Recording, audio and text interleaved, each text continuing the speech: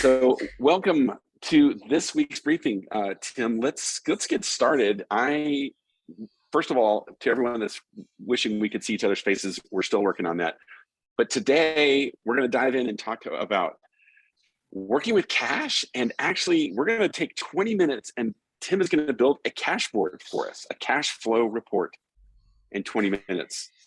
Is this really possible, Tim? Can we actually do this in 20 minutes? 20 minutes. Joel, I can do it in 10 minutes. It's almost like Name That Tune, right? Right. All right, Emmett, can you turn off the screen share and we're gonna look at me and Tim, and let's see, we'll just, okay, you might hide the non-video participants. So Tim, here's how I want to set this up. Sure. Because what do we do in the weekly briefing? Every week we say, okay, what's a hot topic? What's an urgent item? What's something that everyone is talking about? And you mentioned this past Monday or Tuesday in our team meeting, I've built about 9 dashboards for people in the last week or two. And a bunch of us said, whoa, wait, really? That many? Why? What's going on? Why has this been a thing of late? Yeah, it's I think for the last month or so, we've been talking about there's a different trend that's happening with our clients distributing projects. So that disruption is creating some sort of like cash balance for people, and they're recognizing it. They're probably seeing it more often in their sales cycle than in their checking account, but they're panicking.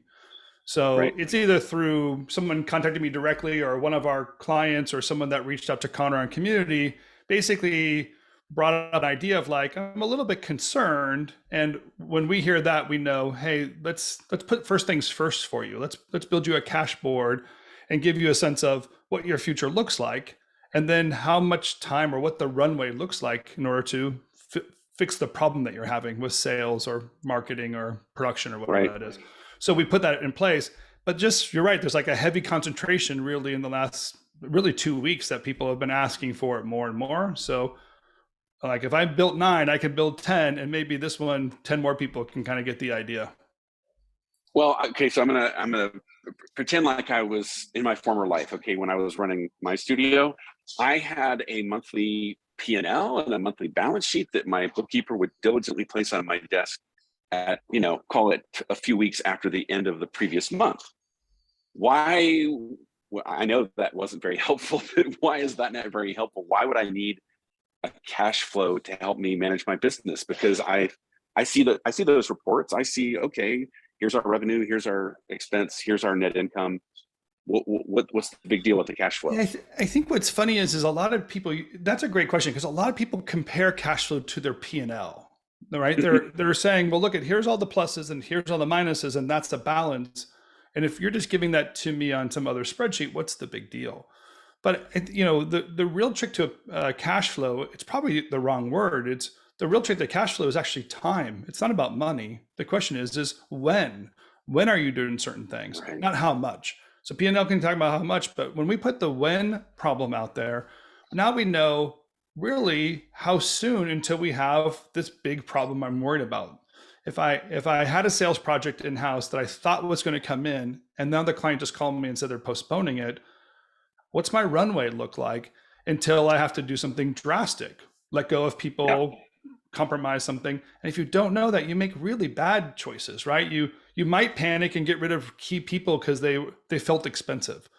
I had one friend who worked for a company, and the guy got rid of all the Post-it notes and candy bars because he thought he was going to save his way from the bottom up, I guess. I mean, that's a horrible way of trying to solve the problem. But also the question is like, you might compromise on some sales items. You might bring in bad projects that you know are not profitable, but you feel like it's going to pay next week's salary. And then you just get backlogged with a bunch of stuff that it's harder to get out of. It's almost like a debt cycle when you do something like that. So that when question and when answer really helps you with other strategic moves. So, and by runway, I'm thinking you mean how long till I run out of money, right? And and with most creative businesses, that's like for me, it's normal for that to be in 6 weeks we run out of money, in 8 or 10 or 12, right? So knowing when that horizon is and the decisions, and in advance, what happens in our brains when we can start seeing how long we have until we either run out of money or some other big event happens. Yeah, you'll see when I do the example that one of the first things that's obvious is you can see when you're running out of money. And I'll call that your runway, right? Like how long until I need new money to come in, new cash infusion to come in order to keep the company going. And and what I'm not saying, I'm saying cash infusion because I want everyone to kind of like play a mental game of like, I don't mean go to your savings account. I actually mean your clients give you cash. So really, how long till the next accounts receivable is going to cover my problem? But the when question also has other impacts. When should I pay this bill? When should I bring somebody on? When should I build my business? When should I hire my new producer? As you're building, you can also ask these when questions as well. So it's not always about the crunch of when you're running out of money. It might be a question of when is the right time to say yes to something I've been waiting to say yes for. And that's how we build that future is wherever you are now, we're going to find those moments sooner than later and start stacking those wins, and those wins stack on top of each other, and you get a slow growing potential business to the scale that you want to work with. Okay, we have 22 minutes. So what are you doing? You're running out. You're making me Exactly. I'm turning the heat up on you. Okay, so let's pretend I'm an owner and you're my advisor who's going to help me figure this out, and we're going to build one of these things. Where do we start? Yeah, let's build. I'm going to share my screen so we can kind of see where I'm working from. This is actually a template that we have built. It's going to just save me a couple of steps in making it look pretty. And, I know this is a creative industry, so if it doesn't look pretty, people will reject it. So I'm going to use this template for that purpose. Right. And this template, we should say this template's readily available. If you're a member of community, you've already met Connor. So just reach out to Connor at RevThink, ask him for a copy of this. He can easily make a copy for you. And as we said before, I'm happy to jump on calls with people too and build these things. Let's just talk about what a Cashboard is to begin with, right? Cashboard is actually very simple. It's just a series of columns with dates assigned to it. So we have these dates kind of going from left to right. Today's date is, we're working on July. I'm going to say this was 7/25 was the beginning of this week, right? So July 25th was the beginning of this week. And then I've actually already done the work of categorizing some of the major categories of expenses. I wrote this out in this explainer part of it, but really these ideas are sometimes they're detail, like payroll. It's a one item thing. Sometimes things are summarized like office expenses. And office supplies. What I'm looking for here, what the decision points are. Some of these things are so small that you're, changing your cable bill from $85 to $95 a month is not going to fix a cash flow problem for you. So I bundle some things together to see decisions I need to or don't need to make, but also looking for some flexibility. Sometimes it's important to gain some flexibility in cash flow. So I kind of strategically choose my columns this way. And at the bottom is accounts receivable. So the way I like to build my cash flow is starting with the top up, the top down is I'm going to start with the opening balance of the company. So I want to know how much money do I have today that I'm working with. So Joel, you're the only company. Okay. What's your operating checking account look like? I don't need to see your savings account yet. Just tell me the check account. Okay, it's 15,750. Okay, cool. So that's your starting balance. That basically tells us the cash available on July 25th that you had to work with over the next 7 days, right? So that's what we're going to start with. I'm going to skip some of these items quickly. I'm going to jump to the accounts receivable part so people can see how these formulas work, and then I'll come fill out these details. But logically thinking, starting with this 15,000, I'm going to spend money this week. And as I spend money this week, I'm going to have a total expenses there. Then in the same week, I'm going to have accounts receivable. So in that same week, I'm also going to be collecting money. So accounts receivable wise, how many projects do you have announced right now, Joel? Let's see. I'm going to look. We have 3 projects right now. Okay. And then what are the total, not the total amount of the project, but the total remaining balance of accounts receivable? So money that we haven't yet collected on the project. So project number 1, how much money you have left in your accounts receivable? 72,000 on that one. Wow, that's a nice project. How about project 2? It is 22,500. Okay. And the last project? 47,000. Okay, so I have my expenses up here, and then I have my future where money's going to come from at the bottom. So that's where I started. I just want to kind of know what the big pieces are. Okay. The way the formula is going to work, by the way, is that you can see here the starting balance this week is also the starting balance next week. That's because I haven't taken any expenses out yet. So really this formula says equals whatever the remaining balance is. And on a week by week basis, the starting balance is really the previous week's remaining balance. So that's the way the cash flow rolls itself up. So I'm going to start the starting balance. This receivables in the first week, I don't need to know my receivables this week because the receivables from last week are already in my checking account. So when I look at that, it's already included. Adjustments we'll talk about later. And right for now, I'm going to skip these two items. What I want to know is, Joel, what's your payroll? Tell me what your payroll is and how often you pay. Okay, payroll is $12,128 bi-weekly. So is it every other week or twice a month? Oh God, that's that's such a complicated question.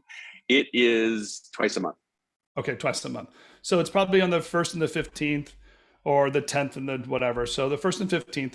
That means it's 12,128 every single month. Are there any changes going to happen to your payroll in the next 2 or 3 months? Yeah. That you know of, add or subtract people? Yeah, actually, in that first week of September, it's going to go down to 6,064. Okay, so about cut in half. So somebody's kind of going away. And Yep. that's also the 1st and 15th. So then that means it's going to also happen on October 3rd. Okay, great. Yep. So payroll's great. Do you have payroll taxes or other things attached to that are not already included in your payroll processing? Yeah, it's about it's $1,994 every month. Once a month. Okay. Yeah. So that'll be the first week of the month, which actually will be this month here. Okay, cool. That's great. Okay, so payroll, I like to start with payroll because payroll, you are legally obligated to pay payroll, right? So you can not pay yourself, no one's going to commit a crime, but if someone worked for you, you're obligated to pay them, and it's really important to pay your taxes. So some of the first expenses that don't have a lot of flexibility and are already regularly scheduled as payroll. So I plug those in first just to see the impact of that. The next thing I want to do though is I want to cover the owner's wages, because if the owner doesn't come to work, we don't have a business. So I often just plug in the owner's lifestyle expenses and make a one-time contribution month to month to the owner. Sometimes you owners are also putting yourself on payroll. So either way you do that is just fine. What's the owner wages that we have here for you, Joel? I will show up if you can pay me $5,000 every month. Every month. Wow. Yeah. You better be worth it. Okay, great. I know. So already what we're looking at here, I want you to recognize by taking these minimum obligations, right? Minimum required obligations and the $15,000 that you have available. We have enough money for this week because there's no payroll or no owner draws this week. But as of next week, taking that same money, we run out of money, right? So we're already overspend with that. So that's the term burn rate. Our burn rate is, at least at this point, higher than what our cash available balance is. And we're seeing how what really happens is, because these obligations are real and they happen on a regular basis, that burn rate continues, and therefore the balance of the company goes down. But we're not just working with starting cash balance. We also have these accounts receivable. So some of these items have to be coming due pretty soon. Let's start with the first project, the $72,000. Where are we in this project? Is there one payment left or two payments left? There's two payments left, and it looks like the first one is going to hit around that 15th of August week. Okay. So that would be here, 36,000. Okay. And the second one's going to hit? About a month after that. Okay, great. That's an estimate, as we know. This invoice, if this invoice is out, sometimes I'd like to make that bold, meaning I've invoiced this. And if it's not yet invoiced, I leave it not bold. So visually I can say, I sent that one out. This one I still need to send. How about project number 2? Project number 2, we're going to get all 22.5 in that 29th of August week is when we expect that. So that is this week right here. Mhm. Okay. And the last one is, I'm just going to move this down so I can see these dates. And the last one is cool. 47,000. Yeah, we're going to get the first half of that next week. Oh, that's nice. So that, how much is that? That's 32,000 something? 23.5. 23,500. Yep. Well, that wasn't very impressive math, was it? I said 23. And when's the next one due? And that second week of September, 12 September. Great. So now here's what's really awesome. Already, by plugging in this AR, we can kind of see how we're manipulating our cash flow and we're gaining runway, right? So really, this is all we're doing now in cash flow. You've seen all the magic trick. Really, we're just matching your expenses to your accounts receivable. And each of these expenses, as we roll them out, we're going to determine the timeline for that, matching it to the timeline that the AR is going to come in. And we're going to see what the impact is on our bottom cash line, or what your operating checking account balance would be on a week by week basis. So let's fill out some of these items. How about dues and subscriptions? That's like a monthly item, I'm going to guess. Yeah, actually, that is zero currently. We're not spending any money there. How about memberships or software? Nothing currently. Great. Insurance expenses? Let's see, insurance. That's currently zero, which is surprising. So But that you would missed under software. We're currently burning about $600 in the last week of each month. Okay, great. So I usually put like a little placeholder here for what it is on a monthly basis. So that way, when I update stuff, I already know what it is. And then here I just plug in what those items are. So just some simple tricks of the trade so we know what each item is. I have a feeling your insurance and your software are flipped on your spreadsheet, by the way. Yeah, probably so. Yeah. I'm going to move this actually down to insurance. Okay. Because I'm pretty sure you insure people. Yep. As part of your company. So. Yep. Basic liability. Internet phone. How's that look for you? 341 on the first week of each month. Okay. And then how about office expenses? About $200 a month. And how about office supplies? We just kind of call it all office expense. So office supplies is currently zero. Although I will say office expense, we expect to spend about $500 every week starting in October. Oh, that's interesting. Great. So you have some sort of. It's actually in September, not October. Oh, September. Sorry. Great. And then rent. What's your monthly rent? $2,800. That goes out the second week of each month. The second week of each month. I'm going to put it on the first because it's due within the first 5 days. So I'm just going to find the closest week beforehand so we make sure it's always paid on time. Okay. Okay. You got 2,800, right? Is that what you have? Oh, sorry. Thank you. Okay. We don't want to leak. We don't want leaks in our cash flow. Yeah, exactly right. So these office supply items really just they're like placeholders, aren't they?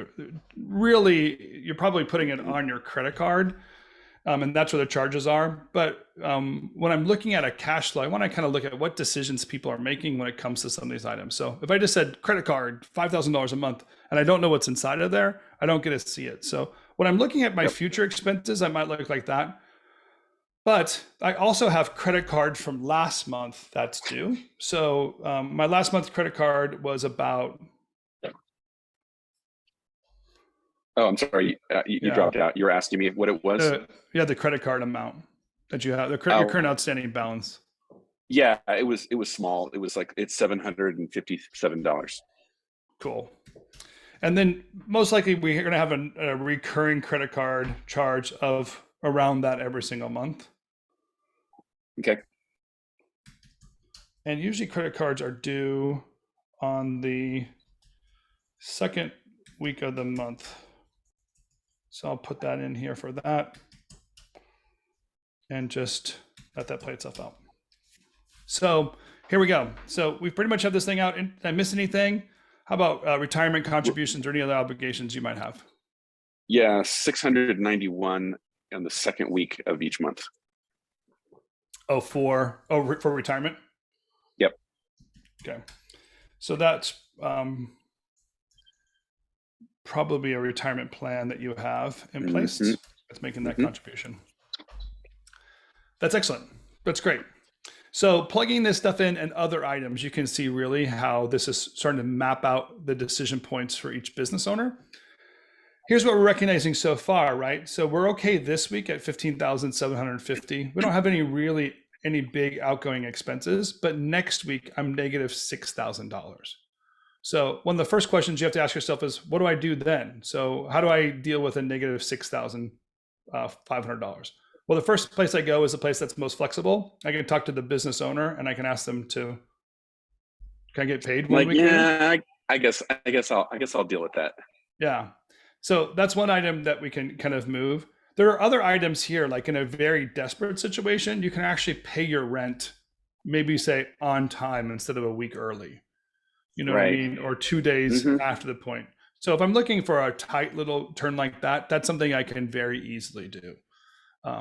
So that's why these flexible decision points are in place. I can kind of move things around and adjust. But we haven't hit the big item yet. What we want to now know is like you have accounts payable in your company. You probably have bills that you've accumulated and grown. Yep. And I've taken that AP already and I put it in here. And these are on a week by week basis. I've been able to kind of plug in when each of these items was due.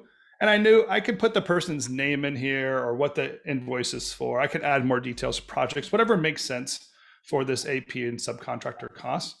The way it works with a Cashboard is I find that this is kind of nice to look at this broken out separately because this is heavier details that really can't be represented well on the front page.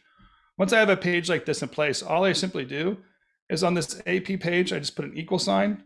I go here, I choose that total column here. So that puts the $200 there and I just copy this over and all that AP comes in here on that front line. So I often, when I do that, I make the line a little bit darker to remind myself, don't write over this. This has formulas in it. So it kind of looks a little bit different to remind myself of that. Production costs work the same way. What's different between AP and production costs is these are costs I don't have accounts payable for. So either I've accrued a cost like this editor, I've accrued the cost, but he hasn't given me his invoice. Or these might be people that I haven't yet accrued the cost, but I know I'm going to hire them this week and they're going to give me an invoice and I need to pay it by April 13th. So I've built out a separate spreadsheet for these like future kind of costs opposed to AP, which are hard invoices I have right now. And I'm going to do the same thing on this line here. I'm just going to put the same production costs, choose that top row there, copy, paste it, darken it. Okay. And do it again, right? So that really kind of fills out my cash flow. I can see my cash flow now. I can see the opportunities that are in front of me. I can see the runway and I can see my cash need. So right now I'm looking at $15,000 here, but this long-term AR kind of builds me up and I have a nice runway. One last thing I often like to put on cash flow are these incoming projects, because that also helps me make future decisions. Hey, what am I going to do? Can I bring on somebody? Do I need to let somebody go? So there are usually things that we know. So give me an example of an incoming project, Joel. Maybe something that you just know the name of or something that's in your pipeline. Yeah. So let's call a great food truck race. And that's like in my sales pipeline. Yeah. And I might win that project, 5 weeks from now? Yeah. How much does that budget right now look like? What's it look like? It's a total of 80,000. So if we get it, we'll get 40, up front because it's a shoot. So you'll win it 4 weeks from now, and then it's a net 30 process. So it's actually 30 days after that, I might get my first $40,000 in. Yeah. And this project actually might be on further than my cash flow goes. So the second payment actually is just sitting here in the future column, meaning I'd have to figure out what date that is, but it's definitely beyond October 10th that I would receive that payment. Right. How about this? Like but you know, like there's also people that come back, like your favorite client. So I'm just put like your favorite client. This might be somebody you could, even if you needed to, you can call in a favor and say, hey, I need some money. Can you give me a job real quick? Um, Sure. what's that favorite client good for if you just needed to have a project? Well, that would be Dish Network, right? I could probably get 12,000 out of my client, in the next 2 to 3 weeks, I think. Oh, out of 2, 3 weeks, you can land a project. You probably get paid um, pretty well. Like you Yeah, can find I that. mean, I could sort of call in a favor and be like, "Hey, can you help me out?" Yeah. So that's a perfect client to have when you have this moment here, this -15. You might be able to Hmm. say, hey, let's do one of those things that we do so well together. Right. And it's almost like, some clients will work with you in IOUs. Some of them might say, hey, I'll give you $24,000 worth of work. I'll pay you half of it now, and you'll be good for another $12,000 in the future too. So I Hmm. can, um, we all have clients that we could kind of call into and figure that out. That's the one that you talk to all the time, and then last, is there any kind of like last like future placeholder we can put in place here? I would just say, let's put Disney Channel, and they always do a fall promo thing, so they're going to probably engage us sometime in August, and those are usually 30, maybe 35,000. Okay. So with this one's not so secure. And if they engage this in August, I might have like 17,500 in here. So all I do with this, just like I did with the bold, I'll make this one gray. It just reminds me Mm. of like, it might be something, it might not. So visually, again, I'm like, hey, I'm just putting a placeholder there to see what my long-term cash flow is here. And if I had this company right now and I was looking at this, I'd say, look, I know I have a problem in a few weeks, this $3,000 problem here. But long-term speaking, even if I win these projects or not, I'm in a good cash position. Maybe starting in September, I cut back this payroll person. I can definitely bring in a new one. So Right. I might be able to like increase these wages here. So if I want to, I could even just add a new row and say, you know what, starting this, I'm going Right. to add another $6,000 to this payroll, or even $9,000 because I know the person I want to have and they're a little bit more expensive than they wanted to. So I could just add a placeholder row and start filling that stuff in to speculate what those items are. And just like my other item, I might want to either gray this thing out or highlight it yellow or something to remind myself like I'm playing with these numbers.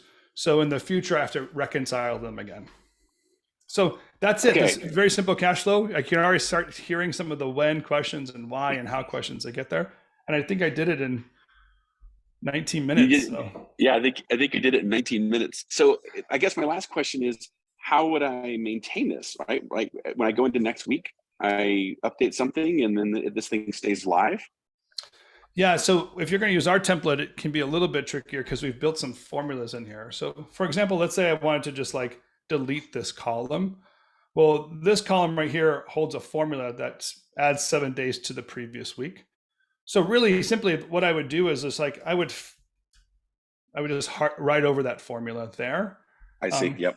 yeah, this is also a formula. It pulls from this previous week's balance here. But in that case, this is your starting balance. So you're going to do the same thing you just did before, in Yeah. which case you're just going to put the new balance in there. So next week, I thought the balance was 15,350. In reality, it's 17,250 because, my grandma gave me a birthday check or whatever. Who knows what it is. So Right. kind of like with that in mind, like now all of a sudden things are not, the last one here is the accounts receivable. That accounts receivable, just delete it. So these three cells right here are the ones I'm going to change. I'm just going to kind of manage those three cells. And then when that's done, I can just delete this column. So I that's see. done. It's updated. And I can actually add a new column over here. These columns already have formulas built in there. So what I often think of is this is in a pattern. So this is the third week of the month. So if I grab the previous month's third week, I copy it, I paste it here. Not only does it fills in the date automatically, but also puts in that $600 I pay every third week of the month and other items. I just have to make sure that I also didn't carry over like AR or something. So just quickly Got it. audit, make sure I didn't grab something I didn't want to grab. Very, very Well, easy. there it is. Okay, so hopefully people that are watching this are saying, "Oh, wow!" Right? Like I'm thinking of Jason's comment. Right? What was his thing? It's like I have had cataract surgery and I can see. Yeah. Right? And I love that feedback. What's the link?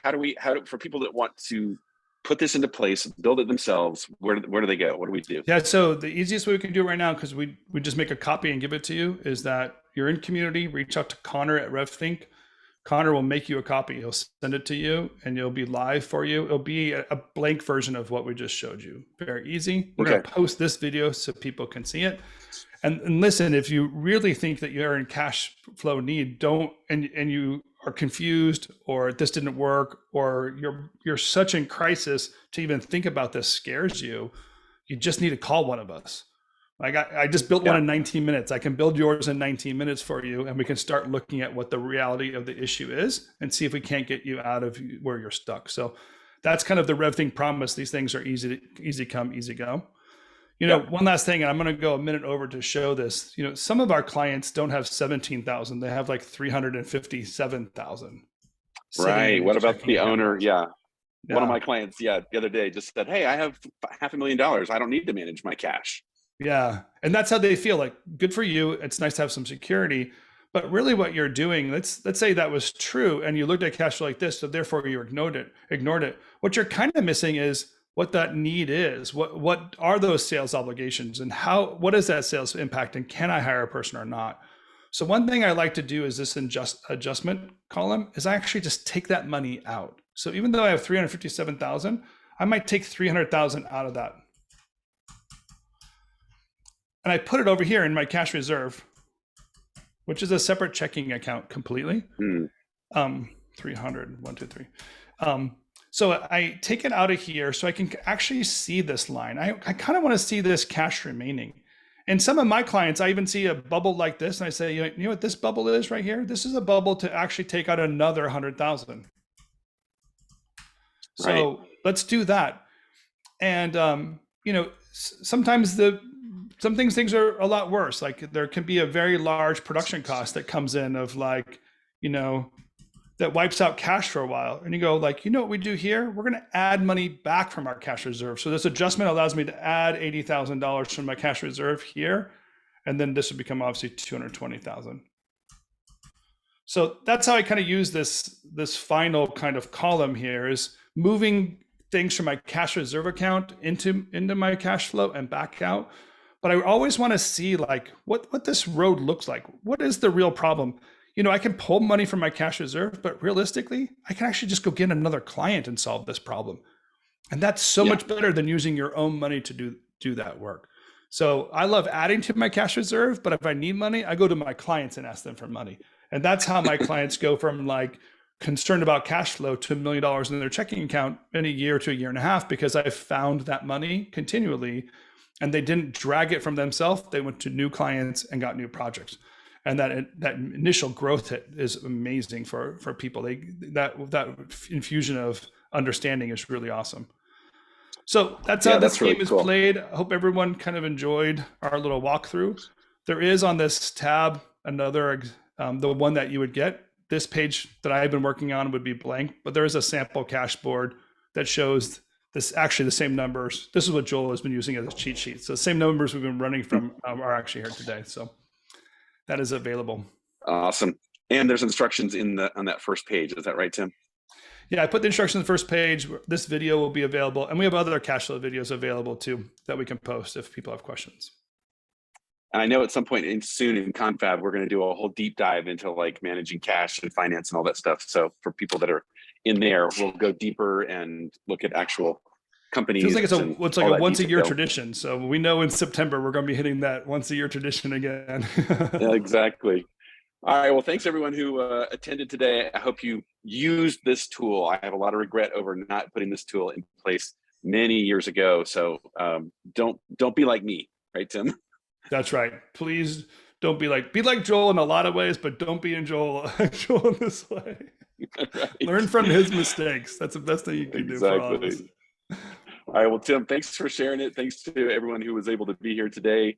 I look forward to seeing you managing your cash. And until next week, we'll see you in the community, and then next week for another briefing. Bye, Tim. Thanks, Joel.